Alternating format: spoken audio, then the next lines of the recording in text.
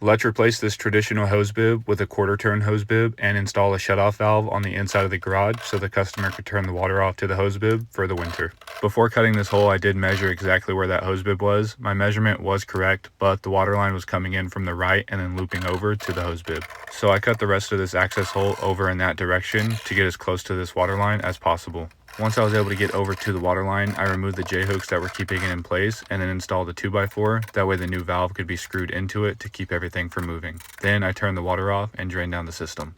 When I'm doing repairs that involve turning the water completely off to the home, I try to do that step as late as possible. That way the water is off for the least amount of time. Once I cut the PEX line, I installed this customer supplied ball valve with the drain down port. That way the water can be shut off and drained down for this hose bib during the winter. With that valve still turned off, I turned the water back onto the home and then removed this existing hose bib and installed the customer supplied quarter turn hose bib. Then I turned the water back on and tested everything to make sure there was no leaks before turning it back off and draining it down for the winter. The customer has a matching vacuum breaker arriving tomorrow to install on this. Let me know what y'all think of this one.